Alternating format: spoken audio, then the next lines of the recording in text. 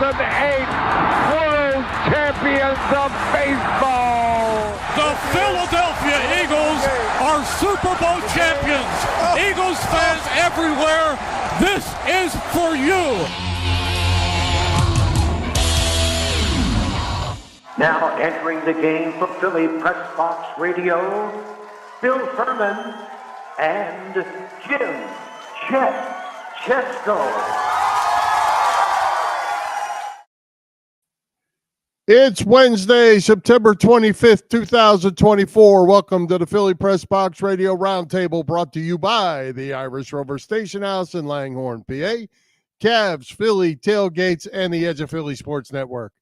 I'm Bill Furman. I'll be your host tonight, along with my partner, Jim Chet Chesko. Chet, the Phillies are National League East champions, but the work's not done. The Eagles' defense came up big, and the offense followed with enough big plays to come up with a big win on the road in New Orleans. The Flyers opened preseason practice, and the young kids put on a show in their first exhibition game. Joel Embiid signed an extension. He's here for the long haul. Oh, yeah, we'll be making our weekly NFC East picks as well. We have plenty to talk about this week in Philly sports. Got to be honest, Bill, I'm a little hesitant to make my football picks tonight and all season the way it's going. I've had a dreadful first 3 weeks, just awful. I've actually been on the wrong side of all three Eagles games this year, which I guess is good for them because they're 2-1. But yeah, lots to talk about, as you said, regarding both the Birds and the Phillies. Well, we'll talk about the NFL too, and you've been doing awful. Maybe has something to do with the fact that the product is awful, but we'll get to that a little bit later on. Hey, we have a great guest making a return visit to Philly Pressbox Radio tonight in the radio voice of the Phillies and former shortstop Kevin Stocker. Yeah, third straight year that we've been able to snag Kevin for a visit to our show. I'll tell you, he's gotten better and better with his analyst work in the booth with Scott Fransky. Those guys are great together, just like L.A. and Fransky are. But, hey, two other things before we get lost in the shuffle with everything else. Happy birthday to this guy. Where? There he is right there. James Seltzer celebrating a birthday today. He's one of our favorite guests. We love that guy. He's such a fun dude. And, Bill, it was 40 years ago tonight that Bernie Perrant was inducted into the Hockey Hall of Fame. And there's Bernie with a couple of fellow inductees that very night. Phil Esposito and Punch Imlach. Jacques Lemaire inducted as well. So, yeah, 40 years ago tonight, Bernie Perrant, there he is at, I guess, the Spectrum a few weeks later being honored for being inducted. So, yeah, 40 years ago, Bernie. Well, you know, that's pretty cool. When you think Bernie, I don't think is quite 80 yet, but yeah, that you've been in the Hall of Fame for half of your life. Yeah. That's pretty amazing.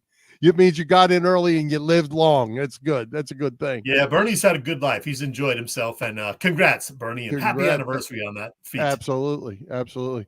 Well, hey, let's get started with some Eagles talk, Chet. What a 2 weeks it's been. We went from the drop pass loss to the Falcons to an exciting big play comeback against the Saints. Eagles fans are losing their minds. The one constant over the 2 weeks is they're not happy with Nick Sirianni. I find it somewhat amusing that the Eagles are 2-1, which is where most people expected them to be after 3 weeks, I would think. They're tied for first place in the NFC East. They won a game in New Orleans that a lot of folks predicted they would lose. And there were scores of people during and after Sunday's game calling for Nick Sirianni to be fired. I kid you not, only in Philadelphia, Bill. Yeah, well, they wanted to fire him during the game. I mean, crazy. But, Chet, I'm going to tell you, I did a little research. I'm going to run this by you with this whole fourth down thing. If you thought, well, let me ask you this. There were 56 times, this surprises me, 56 times this weekend in the NFL, all the games, that teams went for it on fourth down. 56 surprises me that many. How many you think made it? 38. 38. So would you, if you got 38, that's my guess. Yeah, if you had 38 out of 56, would you feel pretty comfortable with that? I would. Okay. How about 28? Was that the actual number? It was 28, and that got bailed out only by the 2 Monday night games where they went 10 for 14. How about that? It was 18 for 44. 18 for 44. Not, and we're all into this analytics thing, but if you're only making it a third of the time, and you got to include all the games the way I did it, but so half the time, third to the half the time, why are you doing it? That ain't good enough. Yeah, and there were some questionable decisions, certainly, on Sunday, not taking the points with a field goal, which has happened a couple of times this year with Sirianni, going for it on fourth down a couple of times. I'll tell you, though, the fake tush push where they instead tossed it to Barkley and he tried to go around the left side, I like that call. I mean, he's getting killed because it didn't work. But had that worked and they got a first down, people are saying, "Yeah, that's a gutsy call, and we like it." But well, I didn't like that. I don't mind a play. I didn't like the call because of the situation. There wasn't enough time left to really drive any further. You're probably going to kick a field goal anyway, so just kick the field goal. And then the other thing in my 28 of 56, I can't tell if it's 4th and 1 or 4th and 4. Going for it on 4th and 4 is not wise. That's a risk right there. Take the points. It's 4th and 4. 4th and 1, 4th and 2. Yeah. And especially with the whole tush push thing, they have a good chance of making that. But let's go over to before we get to Saquon Barkley and that whole thing, let's talk about the defense. Defense everybody was amazing. Yeah, everybody's after Vic Fangio. The defense, Carter and Davis led the way. They were fantastic this week, and that's what we expected from them big boys out of Georgia. Yeah, especially Jalen Carter, I thought had a terrific game. And, he heard it during the week. He heard that he was being criticized for not really doing much the first couple of games. He knew that, and he said he had to play better. He said he played like crap the first couple of games. Well, not on Sunday. He had a terrific game, a lot of hurries, a lot of tackles. That was good to see. And that's what you need from those guys every single game. So hopefully that'll keep up. As you said, Jordan Davis played a little better as well. Bryce Huff, still a no-show. So we're still waiting on him. Yeah. Well, and Carter is now this week was the number 1 rated defensive player in the NFL, I believe, not just the NFC. Yeah, he was all over the place. That was good to see. Yeah, and Reed Blankenship also is rated right now as the number 1 safety in the NFL.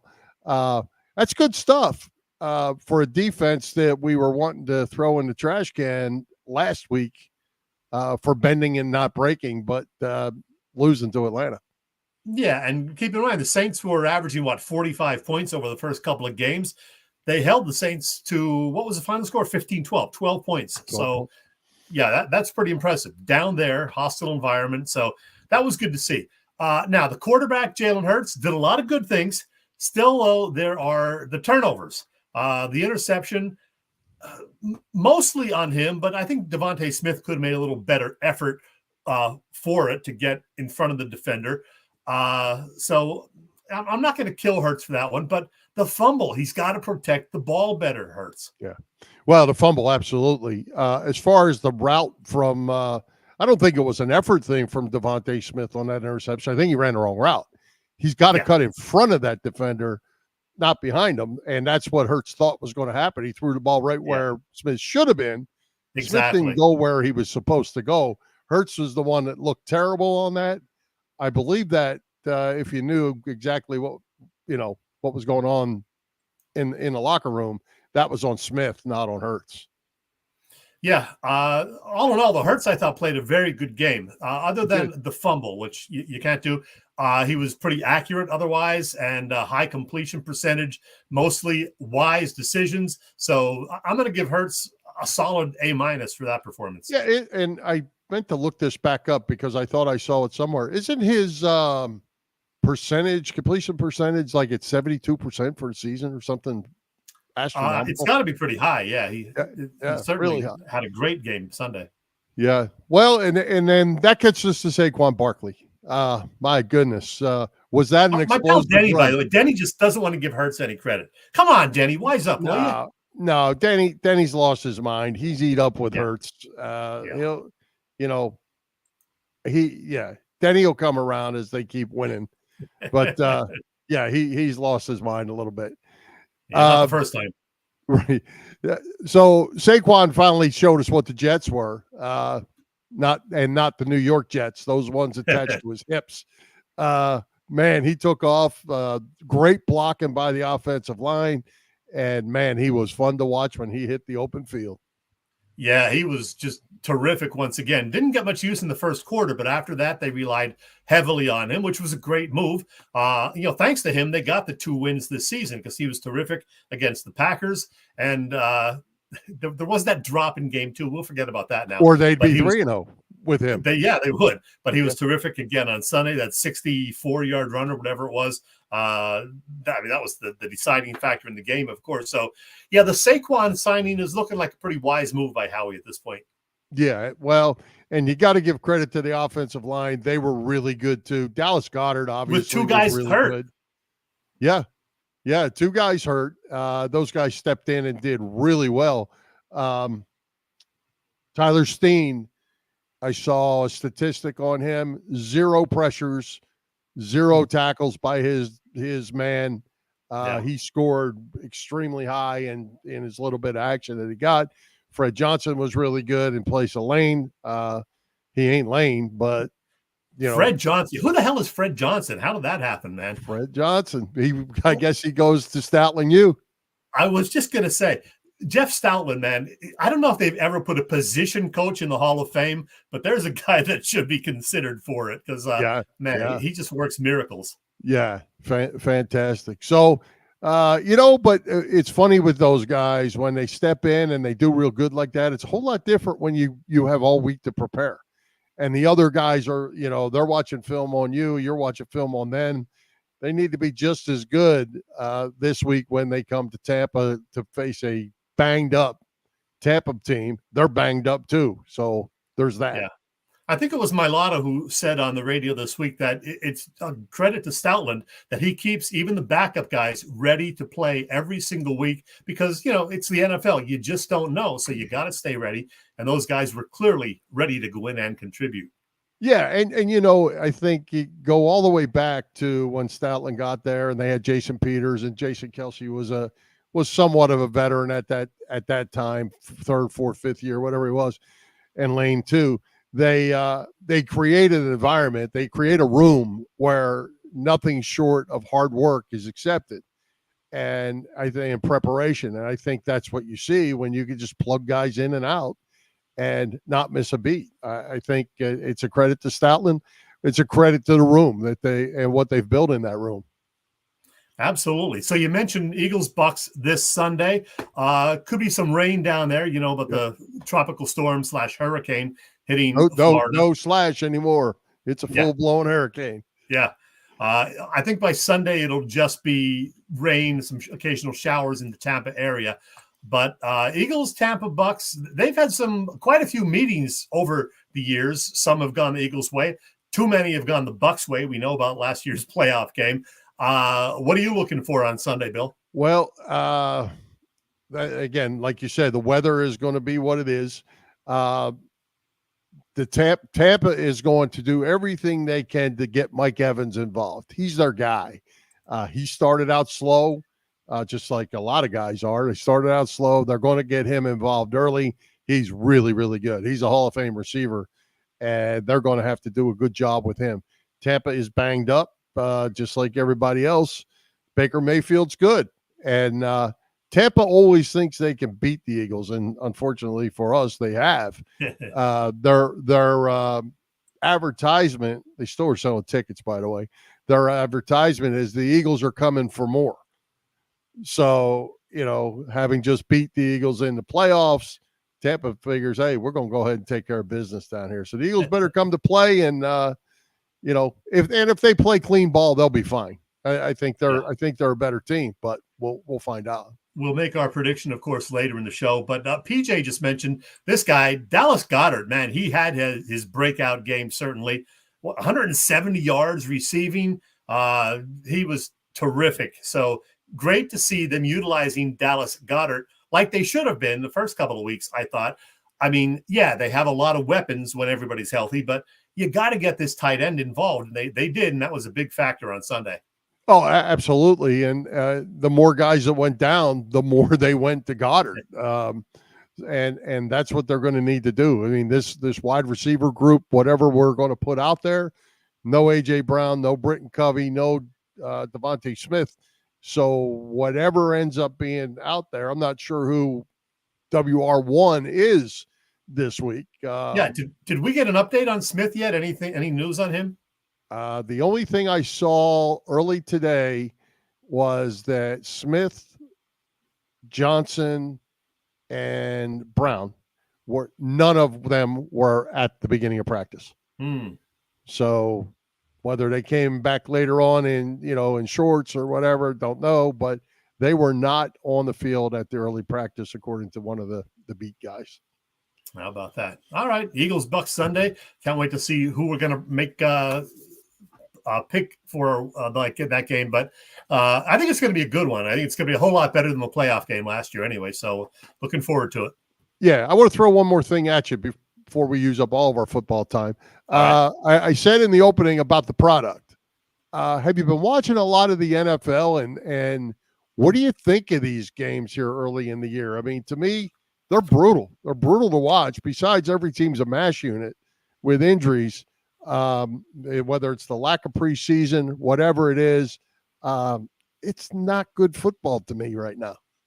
Well, I've been fortunate in that the games that I have tuned in to watch have mostly been pretty good games. I didn't watch much of either of the Monday night games, but Sunday night, that Chiefs game went right down to the wire. The Chiefs did pull it out. So I enjoyed that game. I thought that was exciting to watch, but I don't know. I don't watch as much as you, obviously. So yeah, and I haven't been watching as much. I mean, the close games like the Dallas Ravens game, I watched some of that, which on the scoreboard ended up being close. Ravens pretty much pounded Dallas. Yeah, it got a little scary at the end. I watched the second half, but it wasn't good football. When I'm not watching the Eagles, I kind of watch the game to see what the game is. I'm not really worried about the score. Eagles game, obviously, I'm worried about the score, but just not getting it right now. Every game's a flag fest. That's one thing. Oh yeah, way too many. Yeah, and then you got all these injuries too. I don't know. I'm sure it'll get better. It's always good to watch Dallas lose, though. I enjoyed that. Oh, absolutely. Goes without saying. All right, let's move on. Let's give a shout out to all our shows at the Edge of Philly Sports Network this week. As always, the gang has all the bases covered. You can catch all the action on www.eopsports.com, as well as Edge of Philly Sports on YouTube. You can also find our show on the Philly Pressbox Radio YouTube channel. Help us out. Hit those subscribe, follow, and like buttons. And as always, share with your family and friends. Don't forget, kick off your mornings with Phil Stifle. He's got it going on early every morning. Check it out. There you go. Trending in the AM. Phil's got a good following and does a great job. Don't forget, subscribe to the Edge of Philly Sports Weekly newsletter too. Sign up for free and you'll receive the EOP weekly review in your email every Friday morning. Chet, tell us what's going on over at the Irish Rover Station House. Oh, yeah, the Irish Rover Station House, Bill. They just had another fantastic Oktoberfest over the weekend. I saw lots of pictures. Looked like a good time. Wish I could have been there, but I had a previous engagement, as you know. I'm sure everybody had a blast. You know this, the Irish Rover Station House in Langhorne, Pennsylvania, has happy hour specials. They always have 24 beers on tap. And Thursday through Sunday, they have dinner specials. Check it out this week. Barbecue short rib sliders for an appetizer. Then they have chicken club pasta and filet cacciatore as your dinner choices. Killer burger Thursdays, Diablo burger and Blarney burger this particular Thursday. I've had some of their burger specials. Always wonderful. Head to the Rover to watch the Phillies and Eagles games on the many TVs around that great establishment. Red October is fast approaching at the Irish Rover Station House, which is on Bellevue Avenue in Langhorne. Check the website, irishroverstationhouse.com. It's a good time. Trust me. And I think because of what I did this weekend, Bill, I'm going to go with this guy right here. It's me, Jackie Bam Bam from 93.3 WMMR, Philly Pressbox Radio. Chet, Bill, what are you doing? It's me, Jackie Bam Bam. Hey, Chet, Bill, I love you. All the best. Bye. There he is. Always hey, Bill, good to have Jack. As you know, I attended the Emma Barbecue on Saturday. A great bunch of bands there, including Hailstorm, The Offspring, Philadelphia's Silvertide. And yeah, I did, of course, manage to catch up with Jackie Bam Bam. You can't miss this guy because he's always dressed in a unique way. So there's Jackie Bam Bam and me. Always a fun time.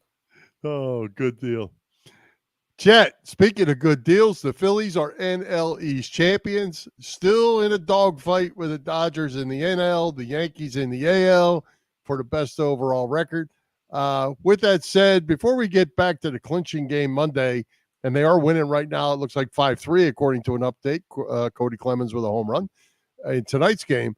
What the heck happened last night with the fifth starter deal and Taijuan Walker being thrown into a miserable situation? I don't get it. How frustrating. Well, like most of his appearances on the mound this summer, a disaster, yeah.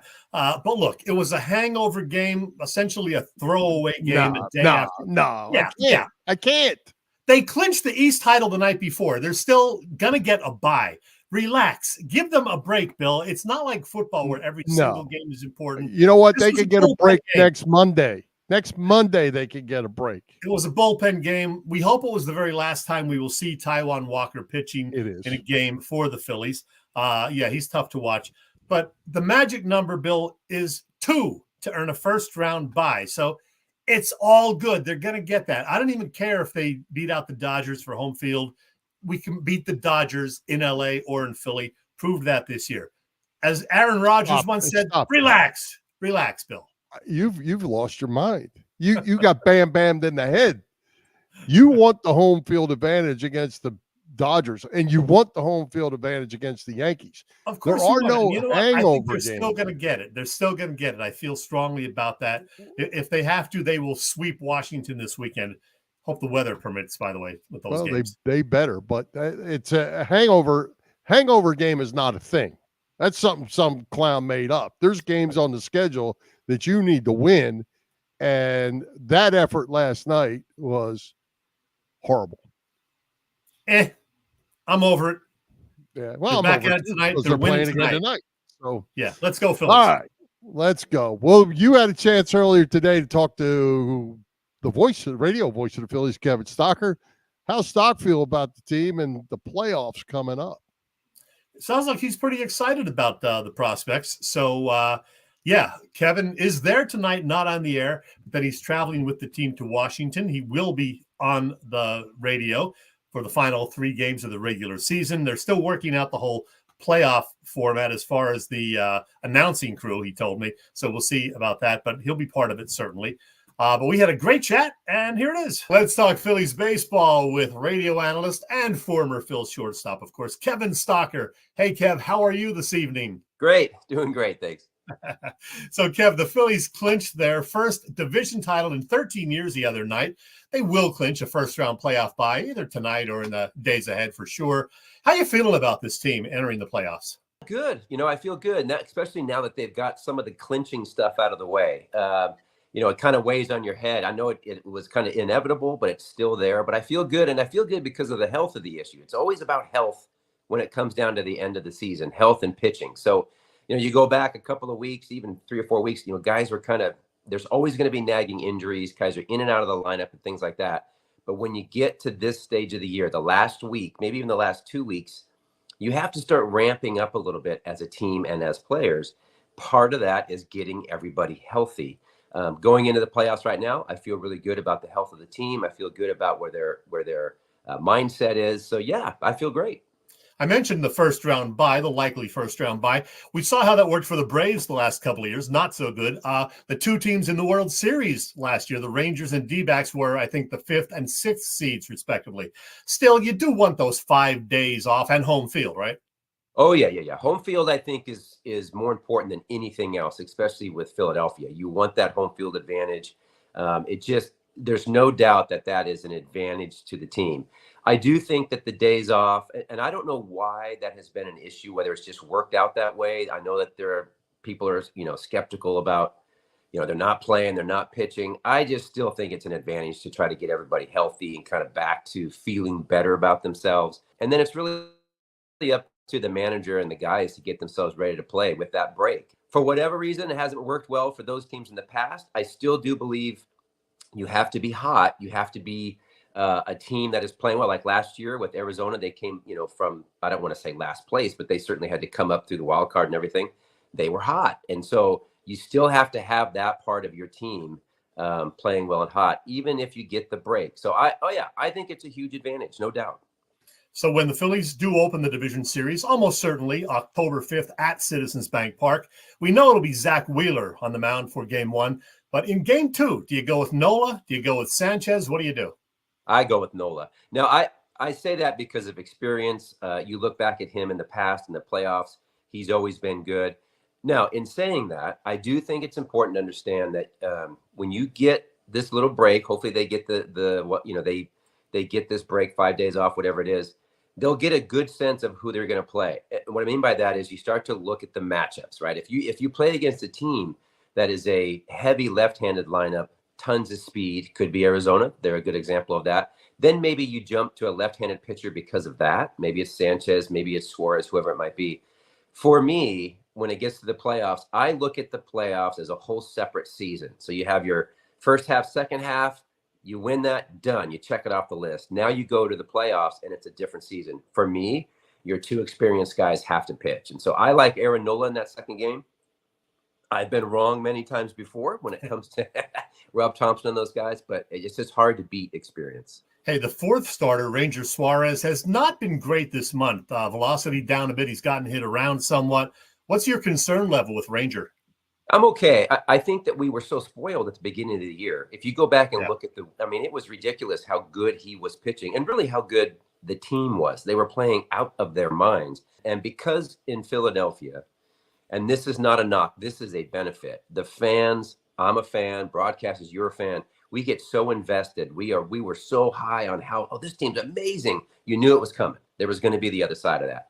Ranger was part of that, he was throwing the best in Major League Baseball. Okay, goes through the injuries, he comes back, he's pitching okay. And what I mean by that is his command isn't clearly at all what it was before. His velocity has ticked up. I think his last outing, he was up to 92, 93. Great. Now it's about the command. Do I have some concern? No, I don't think so. Ranger to me is one of those guys where he's proven to me in the short time that I've seen him that when the big games start to come, playoff game, he seems to kind of elevate his game. As a player, you want to be like that all season long, but not everybody is. Sometimes you have these ups and downs. For him, he seems to be able to elevate. So I'm okay with it. I would love to see Ranger pitching like he was in the first 2 months, but that was almost unachievable. So it's okay. I just want to see his command come back. The changeup away isn't quite where it needs to be. Last outing, he was bouncing his curveball like crazy. Those are command issues. So one thing at a time. Hopefully he'll iron those things out. The bullpen had a rough patch last month, but those guys seem to be rounding back into form. Sure. Kerkering, Strom, Hoffman, Estevez primarily. You feel good about those guys late in ball games now? I do. I do. I think the bullpen is one of the best in the game. They're a hard throwing bullpen, and when you get a hard throwing bullpen, you tend to get a bullpen that can come and go with command, right? Because you're throwing so hard. But when they lock it in, I think they're the best bullpen in baseball. I do also think when they got Carlos Estevez, they got him in the back of the pen. By doing that, it took, I want to say 3 to 4 weeks for the guys to kind of figure out maybe their new roles. Because remember, the first half of the season, a good part of it, it was always this closer by committee. It was high leverage situation for Hoffman or Kerkering or whatever. Now it seems like Estevez clearly has settled in as the closer. So who's going to be the setup guys? How is Rob going to use them? I think that took some time for everybody to figure out, and they're settling into that. So, yeah, I'm happy with how the bullpen looks. Hey, by the way, speaking of Estevez, will they bring him back next season? He's a free agent. That's a great question. You're asking me things above my pay grade. I'm not really sure. I don't know. There's some question marks. I mean, you've got Ranger that they're trying to figure out. Even though I think they're trying to figure out Hoffman. What do you do with Jeff Hoffman? Estevez. I think with Estevez, I think looking ahead is too soon. I do. I just don't know where he fits in with this team next year, or if he wants to be back. I'm assuming he does. That is a really good question, and I really don't know the answer to that. Well, let's talk about some of the guys in the lineup, starting with the guy who leads it off. How about the season Kyle Schwarber has had? Well, Kyle to me has been just such a different player in the DH role. Last year, obviously playing in the outfield, and I think he had a lot of nagging injuries. Obviously, the surprise part of Kyle this year has been the way he has hit and the success he has had against left-handed pitching. I think a lot of teams just figured they had him with a left-handed pitcher, and he's figured out how to use the other side of the field. By doing that now, it's confused teams. They don't really know how to pitch him at times. I think Kyle has been a real steady player. He looks great. I think base running wise, he's running the bases really well. And again, a guy who's stayed healthy throughout the season. So, I mean, you go back a year, I was one of those skeptical guys. Why is Kyle hitting the leadoff spot, right? And I think that noise has really settled down because they start to realize he gets on base. He still strikes out a lot. I don't like the strikeouts. I don't think Kyle does. But he's able to get past that with a lot of walks. He certainly has his home runs. And he just offers a stress at the top of the lineup from first pitch to last pitch. And I think it's reminiscent of like Lenny Dykstra, different player, right? But Lenny would get up there and right from the first pitch, he put a tremendous amount of stress on the pitcher. And that's, I think, what you want as a leadoff guy. We know Bryce has been banged up a little bit the last couple of months. He had that lengthy power outage, but he's been looking more like the Harper we expect to see. Harper going to have a big postseason, you think? When doesn't he? I mean, yeah, I think so. I mean, he's a big game guy. He's obviously dealing with some nagging issues here and there. Very impressed with how he's been playing at first base. We can go into all of that defensive too. When he's at first, Bohm gets to stay at third. I think it really helps the defensive dynamic. He's super athletic at first base. The thing about Bryce is I like the fact that he has stayed in the lineup because, Rob Thompson, again, we go back to the health, is always about staying healthy. I think Rob would have loved to have figured out a way to give him some days off. And Harp's like, no way, man. I'm not doing that. And I think he understands the situation. So, I think Bryce will have a big series. Whenever he's in the 3 spot, again, he offers this dynamic in the middle of that lineup that forces teams to figure out how to pitch around those top 4 and 5 guys. And so, yeah, I think Bryce is just going to be a guy that's going to answer the bell. I think you'll see some big hits. He'll offer some excitement for the crowd, so it should be good. Bryson Stott has had a bit of a down year. What have you seen from Stott this year? Why has he not had the year we kind of expected from him? That's a really good question. I don't know. I love Stott. I mean, I think as an all-around player when it comes to speed, defense up the middle, he's a guy that really usually battles with 2 strikes. I think that this is just me looking at. I think that there was, last year he had a really good year. I think that there was some early in the season trying to get him to pull a little bit more, trying to get him to ambush, maybe hit some for more power. I think that's a mistake with Bryson. I go back and maybe I used myself a little bit. He's a different hitter than I was, but if I tried to get into a mode where I was trying to hit a home run, I got myself into problems. Now he'll probably say that's not true.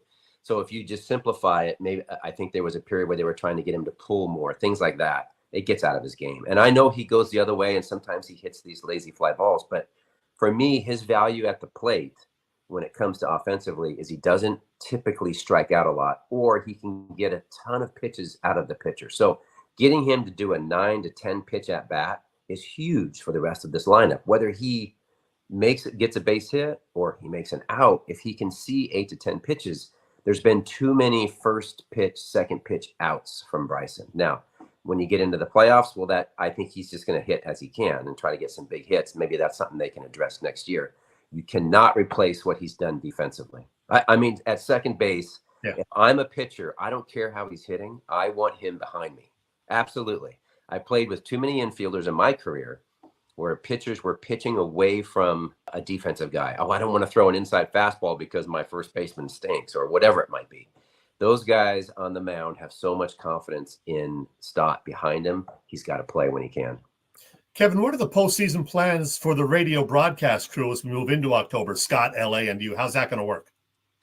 Well, I don't really know, to be honest with you. A lot of times we've talked about it. Last year it was a 3-man booth. We were all 3 in there, and it went pretty well. It was a lot of fun to be sitting next to Larry, and I got to ask him pitching questions, and we bounced each other, things off. But I just don't know. Radio, and I think you probably know this, it's tougher with 3 guys in the booth because Scott has to paint the picture and really. So to find time to talk and not sound like you're over each other is tough.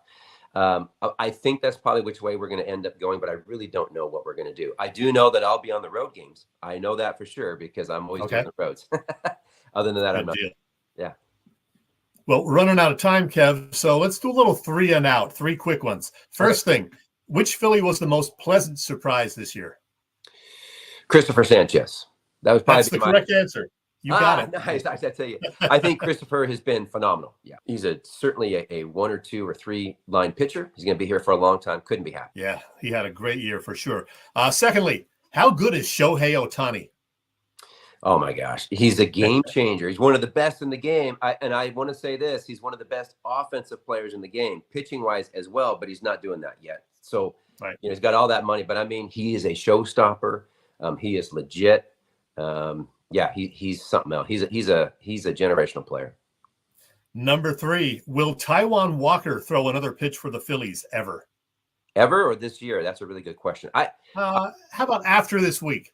After this week, I do not think that they've given up on him completely. What I think I know. What I mean by that is maybe not this year, but going into the offseason, they still have a lot invested in Taijuan. Yeah. So in saying that, Taijuan is such a good athlete. I would think Taijuan has a choice. He's got to make a choice. I think he has to make some changes to his arsenal. What those are, I don't know. But they do have all of this offseason stuff, whether it's driveline, they have all types of different things that he can go hunt for and see if he can get his velocity back. There are ways to do that.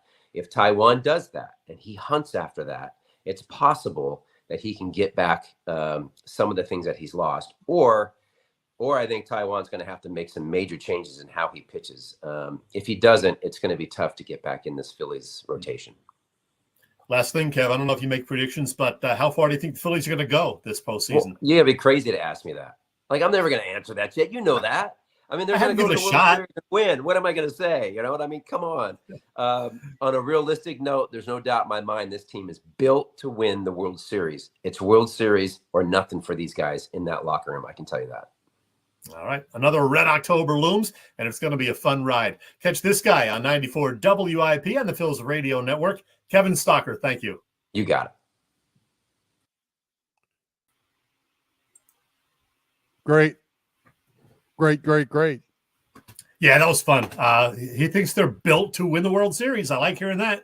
Yeah, but it's funny because my last question I had for you as we were going to close out our Phillies talk, and he led me right into it. Are they built for the World Series? Because I'll throw this out at you. This team hits an awful lot of home runs and not a awful lot of rallies.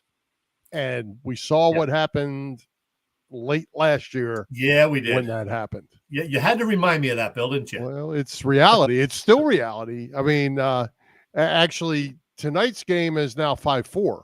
Yeah. And the Phillies have 3 home runs to get their 5 runs. It's a kind of an every night thing where they either get 3 or 4 or 5 hits and no or 1 run if they don't hit a home run, or they bang home runs all over the place. And we know whoever they're going to play, whether it be the Mets, the Dodgers, the Braves, whoever, all have good pitching staffs. Not Colorado, Arizona. Yeah, you notice they have tried to do a little more small ball lately.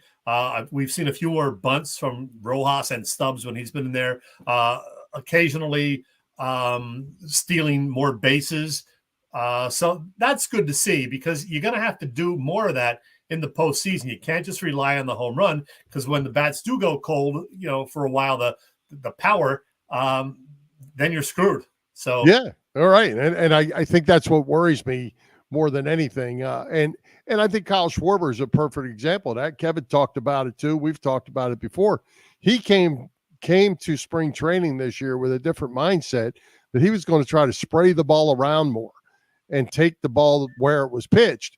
And he's added 50 points to his batting average. Yeah. Still has almost the same amount of home runs, the same amount of RBIs, the same amount of walks. But now he's added 50 points. He's got an on base percentage that's higher than the guy that's leading the league in hitting. Yeah, would love to see him get to 40 homers again. He's at 38 still, so he's got 3.5 games to get to 40. But yeah, he's had a phenomenal year. And I'm optimistic, Bill, because I think the pitching is good enough. The hitting, you never know. Hitting can dry up for games at a time. So you hope that doesn't happen like it did last year, those final couple of games against Arizona. Yeah, and I'm excited too, because I'm excited about the pitching for sure. I think they can go out certainly with 3 starters, and if Kevin's right about Ranger, 4 starters that can compete with anybody. And the bullpen has been fantastic. I'm good with all that.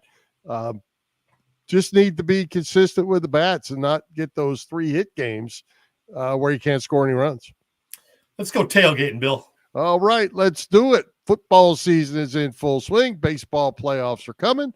What's going on with the best tailgaters in Philadelphia? Bob Cavanaugh and the gang at Cavs Philly Tailgates. Well, you know it, Bill. Cavs Philly Tailgates has been cooking up a terrific catering business for more than 30 years, known best for their tailgate parties. Cavs is a 3-time winner of Philly Tailgates Jack Daniel's Great American Tailgate Party Contest and a past winner of Philly Daily News Tailgate Award. Cavs also does corporate events and parties, you name it. Cavs, well, these days they're hosting tailgates before all of the Birds' home games, those at the link. There's the partial schedule right there. They just had the one against the Falcons last week. They got games in October against the Browns and in early November against the Jags and Commanders at the link. So there will be tailgates before those games. If you have questions, email them at cavscatering@verizon.net. Cavs Catering is the way to go. Cavs Philly Tailgates. You know, too, that Cav works with Vince at Philly Sports Trips. They're the folks to use for Eagles road games and more. Check out the schedule right there. All of the road trips they are doing this year. They've been to Brazil. They've been to New Orleans just this past weekend, of course. So they're the guys to use for that. There are shorter trips to some of these upcoming road games. Jason Worth will be special guest for next spring's Phillies trip to Clearwater. So that'll be a good time. You know that. There's Jason down in the corner. Get all the details on Philly Sports Trips at phillysportstrips.com. There you go. Hey, Chet, let's talk about our picks. This is going to be fun. Have to. Yeah, especially this week. First, lay out the margin of victory and how that works for those who are joining us for the first time. Well, like a survivor pool or suicide pool, as it used to be known, you pick one team each week that you're sure will win. You can't reuse that team again over the course of the season. But unlike those pools, we don't eliminate each other in this one. If your team loses that week, you don't get any points. You do get points, though, if the team you picked wins. In fact, you get the points being the margin of the victory by which they defeated their opponent. We will show the standings and make our week 4 picks in just a bit. All right. We'll get back to that. We don't have Boop, Bob Vitrone Jr. live with us again tonight, but we have his picks. So let's get to it. Look at those standings, Bill, for the Pick'em League, by the way.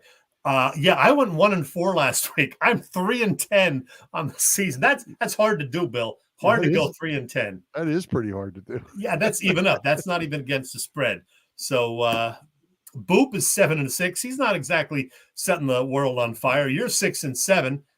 I'm 3-10. Let's get that off the screen right now. I like that up there. Well, let's get to this week NFC East games. We've added the Vikings at the Packers. Packers are -2.5 in that against the undefeated Vikings. Thursday night football, the Cowboys at the Giants. The Cowboys -6. The 2-1 Commanders visit Arizona with the Cardinals -3. And the Eagles visit Tampa Bay in what could be a wet one. Eagles -2.5. Let's do it. I have Boop's picks right here. Haven't looked at them, but I did print them out. Let's do it. What you got? Right. Vikings at Packers. Packers -2.5. All right. Boop says Minnesota is 3-0 this September. They started 0-3 last September. His pick is the Vikings. I'm not so sure. So I got a coin, and fittingly, it's a penny because that's what my picks are worth this year. I'm going heads, Vikings, tails, Packers. And it is tails, Packers. Oh, man. I was kind of leaning toward Minnesota, but it said Green Bay, so I'm going Green Bay. Boop said Minnesota. What say you, Bill? I'm going to go with the Vikings. I'm going to ride them while they're hot. I'm not sure why they're hot, but Sam Darnold's playing good ball, and hey, I'm going to ride him out. Yeah, he's been surprisingly good. Yeah, absolutely. All right, Thursday night football, Cowboys at the Giants. Cowboys -6 in this game. Boop says in each of his last 3 home games, Daniel Jones has thrown no touchdown passes and 2 interceptions, including a pick 6 in each one. The pick here is Dallas. I got to agree. Dallas, I think, will not only win, but cover the 6-point spread. Yeah, I think so too. Giants just are not good. They looked good last week, though, but yeah, they're not that good. No. 2-1 Commanders playing good ball. They go to Arizona. The Cardinals still favored in this game by 3. Yeah. Boop says Washington had exactly 22 first downs in each of its first 3 games. Yeah. Interesting. Don't know what that means, but he picked Arizona. So go figure. Boop picked Arizona. I did too. As good as Washington has looked, Arizona has been playing surprisingly good ball. They're home. I'm taking Arizona. I'm going to go with Washington. I'm not sure. I like the young players they have. I said before the season started, I thought they have improved, and they're showing it. I'm going to roll with them and see what happens. That gets us to Eagles and Tampa Bay, and Eagles -2.5. One can only hope that you pick Tampa Bay. Tampa Bay. All right, let's do Boop first. He says there are 2 cities in which the Eagles have an 0-3 postseason mark, Dallas and Tampa Bay. Yep. This is not a postseason game. This is a regular season game. Boop's pick is Philadelphia. And Bill, I'm picking the Eagles. I'm hoping I don't go 0-4 now with my Eagles pick. The Eagles, I think, will win this week. I'm taking them. Didn't pick a score, but I like their chances. I like their chances too. I'm going to take them. A little concerned about all the offensive injuries to the wideouts, but Saquon Barkley could certainly be the difference in that. I'm going Eagles. All right. That gets us to our margin of victory. All right, there's the standings. We all had a rough week 3. You and I, Bill, both picked the Las Vegas Raiders. They lost. Boop picked Cleveland. They lost to the Giants, right? Yeah. Yeah. So now we go on to week 4. That's so far, awful. hey, I like this. This standing is a little better. I'm at the top with 29 points. You have 23. Boop, despite suffering just his first loss, has only 9 points. Close games. So yeah, you get points for how much your team that you picked wins by if they won. And Boop's winner this week. Oh, I forgot. Hey, before you pick yours, I'm going to pick mine. Okay. So it doesn't look like I'm following you around, because that would be a mistake. Yep. But we just have happened to pick the same team 2 weeks in a row. All right. Boop's pick is Dallas, he says, because they're playing the hapless Giants. Boop is picking Dallas. My pick is written down right here, Bill. So tell me, what's yours? Dallas. Really? Yeah. I just, the Giants are terrible. Dallas can't run the ball. They're going to air it out. He might throw for 450 yards and 5 touchdowns in this game. I'm going to go with Dallas. All right. Well, this week you and Boop match with your picks. My pick right here, the New York Jets, Bill. I'm picking the New York Jets to beat Denver. I think the Jets just might be for real. I'll tell you what, Denver came in here to Tampa last week and beat the crap out of them. Right? They did. Right from the start. Aberration. They're not that good. I'm taking the Jets. Bo Nix played really well in that game. Good for him. Taking the Jets. Hey, Bill, I'm going to squeeze something in here. Right here. Oh. All right? Real quickie. A quick one. Didn't have time to do the full thing, but you may have noticed that I've been posting songs considered to be one-hit wonders every morning this month. And today, the 25th, happens to be the big day, National One-Hit Wonder Day. So, as I said, I was going to do a lengthy random Chet piece on that, because I could talk about one-hit wonders for a couple of hours, but time won't permit right here. So let me just post a couple of graphics right here. First of all, I'm going to post some of my all-time favorites in the rock category of one-hit wonders, alphabetically by title. These are not in any order. You'll know some of them you might not even know, but Vehicle, The Ides of March, and Venus by Shocking Blue, everybody knows those oldies. Smoking in the Boys' Room, the original by Brownsville Station, Sex and Candy by Marcy's Playground, which I just posted the other day. All great songs. And as far as pop, I think you'll know most of these. Gun to my head, 3 of my favorites on this list, the pop tunes, one-hit wonders, would be Come On Eileen by Dexy's Midnight Runners, Dancing in the Moonlight by King Harvest, and Play That Funky Music. And by the way, it was indeed a bunch of white boys out of Eastern Ohio in the band Wild Cherry who did play that funky music. How about that? There you go. You have any favorites, Bill, one-hit wonders? No, I didn't realize, though, that some of those guys were only one-hit wonders because some of those songs were pretty good. Yeah. How about that? Yeah. How about All right, that? let's move along. All right. Before we go on, great guest in Kevin Stocker. Who's coming to Philly Press Box Radio next week? Well, Bill, I'm glad you asked me that. Oh, look at Robbie Ellis. Oh, I like that. What's that? Looking Glass, Brandy. Now, you would think that would be on my list, but while I love that song, it was technically not a one-hit wonder because Looking Glass had a second hit a year or two later called Jimmy Loves Marianne, which made it to number 38 on the top 40. So because it hit the top 40, I can't include that. Another one just like that, 8675309 by Tommy Two-Tone. Well, they had a previous top 40 hit called Angels Say No a year or two earlier. So there you go. There's some knowledge for you musical folks. Who's coming to Philly Press Box Radio? Next week, Bill, well, we've had guests recently like Mark Eckel, Bob Brookover, Ray Didinger, all great guys, all terrific guests, but none of them, I say none of them, Bill, brings the energy of our October 2nd guest. He is a real viewer favorite every time he joins us, and he's the guy I mentioned earlier. He's having a birthday today. It is WIP Morning Show other guy and Go Birds co-host James Seltzer joining us live next week, 7 p.m. Eastern time to talk Phillies, postseason, and the Eagles and whatever else we get to.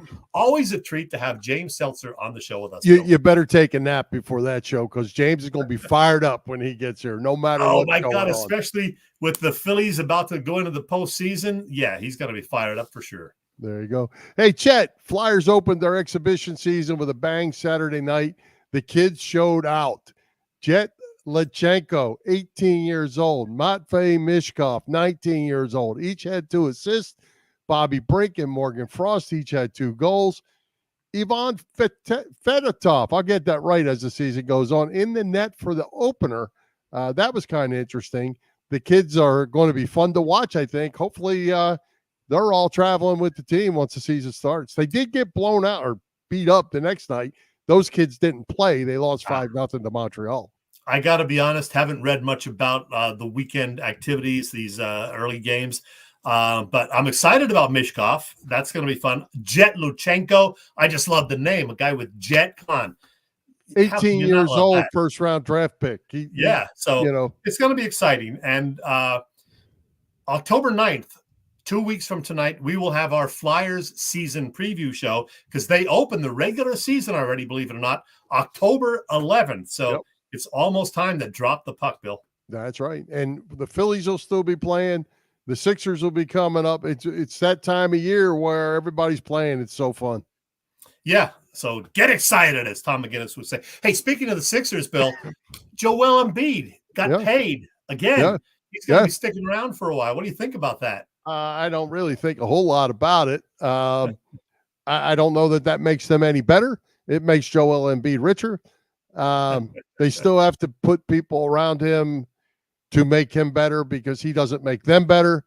My opinion hasn't changed any on that unless we see a re-energized Joel after playing with the boys in the Olympics. Yeah, it's going to be interesting. I'm an Embiid fan, always have been. And also that if he's healthy, he's a dominant force in the NBA. I don't totally agree with you that he doesn't make players around him better. I think he does.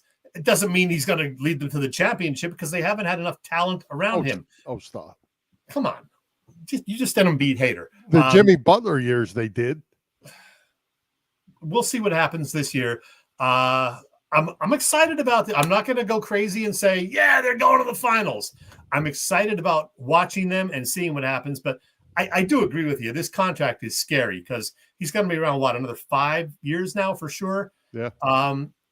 $61 million a year. He plays about 60 games in the regular season anyway, a year. He's getting $1 million per game that he plays on average in the regular season. That's just crazy. Yeah. Well, and that's not his fault. I mean, that's the system. No. The system not going to turn down that money. Crazy, but I wouldn't turn it down. no. The system's become crazy to even throw those kind of things out like that. But hey, good for him. And I certainly hope they bring it together, put it together, and can actually get to the top of the mountain. I lost both of us for a second there, but it's going to be an interesting season. We're going to have our Sixers preseason show or preview show around October 23rd, I believe, which is the same night they open the season against the Bucks. So they're going to be starting up real soon too.